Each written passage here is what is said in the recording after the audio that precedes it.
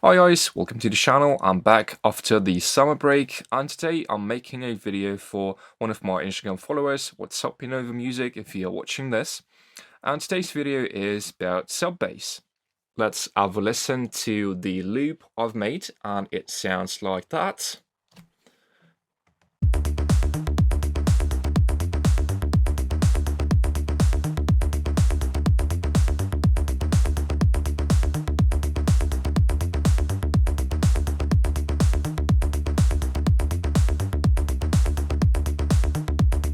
Let's start with the kick, guys. I took a sample from my library. I usually make a kick from scratch, but for this example, I just wanted to take a sample. The next step, guys, I'm using a utility and I made my kick in mono just to make sure that it doesn't take the stereo space of my instruments.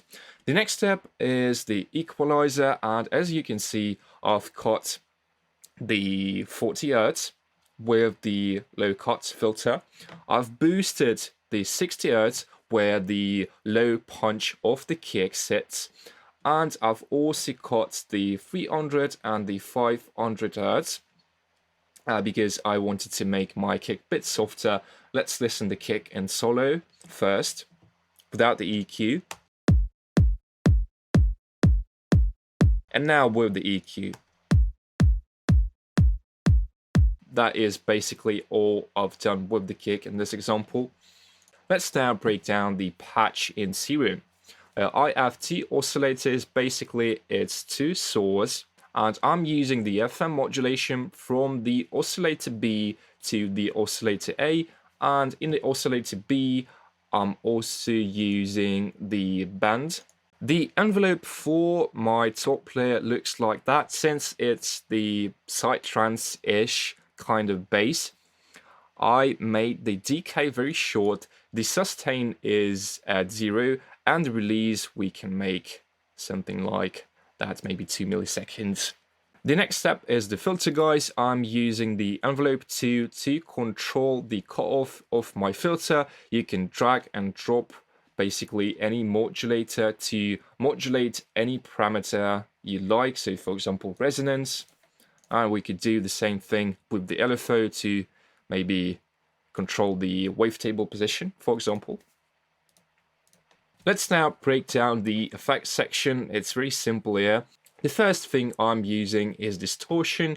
I have tube. You can also use a filter if you'd like. There are two modes, the pre-mode and the post mode. The next step is a compressor. There are two types of compressors in Serum. You can use multiband or you can use the regular one, this one you see right now.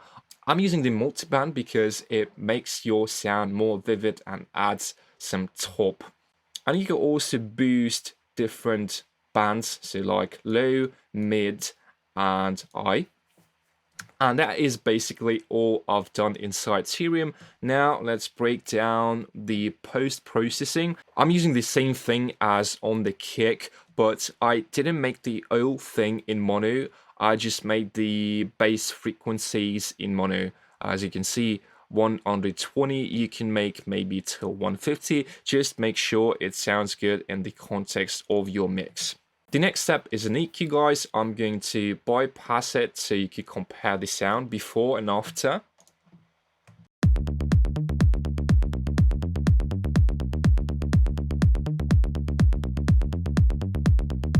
And with an EQ, I'm cutting the low end, as you can see, till 200 Hz. And I'm also boosting a little bit of top at 5K with a high shelf. The next step is Sidechain, guys. I recommend using Volume Shaper because it sounds cleaner than the compressor. You can draw the shape however you want, which you are not able to do with a compressor, so use Volume Shaper. And the reason why I'm using Sidechain after the EQ is that those plugins I have here, they give some latency, but if I were mixing a track, I would put my sidechain at the end of my processing chain. So it's a small tip for you guys. The next step is a compressor, guys. You can use any compressor. I really like this one. It's an emulation of 1176 compressor, vintage one. And the ratio is 4:1, as I told you in the first part of this video. You don't need to compress the top layer of your bass a lot compared to the sub bass. With a compression, it sounds like that. Yeah, maybe we could increase input.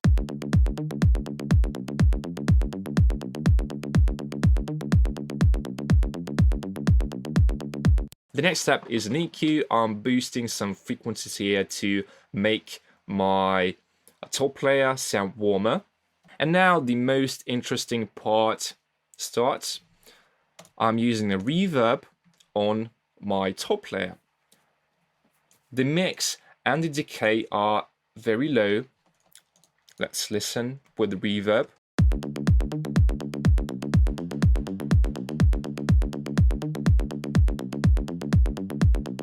Yeah, this basically adds some space to your top layer, which may sound nice in some cases may not. The next step is a delay, and with the delay it sounds like that.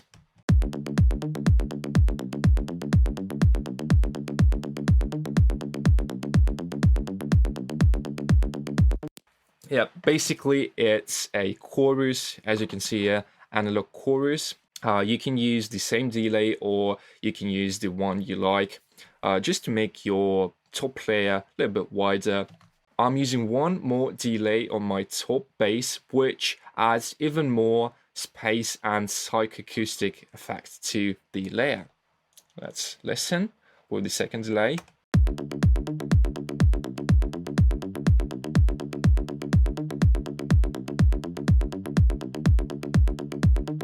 Let's now move to the sub bass, guys. Inside Serum, I'm using two oscillators, the sine and the square waveform. Nothing fancy here, very simple. Let's have a look at the effects section.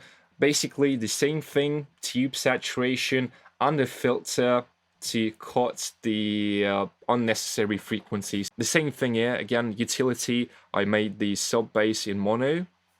The next step is an EQ. I've cut again at 200 Hz just to make sure everything is clean. The sidechain, same thing. The compression I'm using here is extreme. So the ratio is 12:1. You can try using maybe 8:1. Just make sure it sounds good in the context of the mix. And yeah, let's listen how that sounds.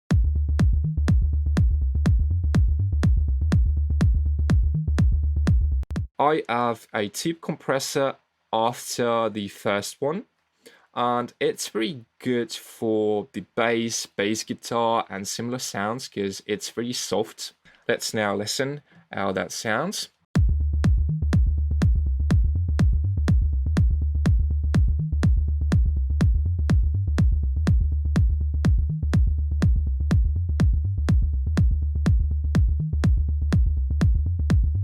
Yeah, I think that is okay.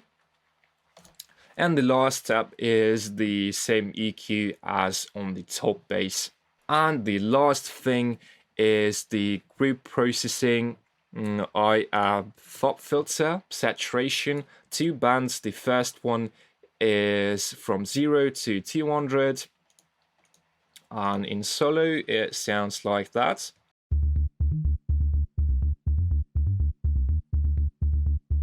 And the top layer sounds like that. So you can play around with different saturation modes. It's a great plugin. Saturation basically glues your sound together, but be careful with it because you can squeeze the dynamics and you can ruin your bass or basically any sound if you apply too much of it. And the last thing is a compression just to glue my top and sub layer together. Let's listen to the loop once again before I end this tutorial.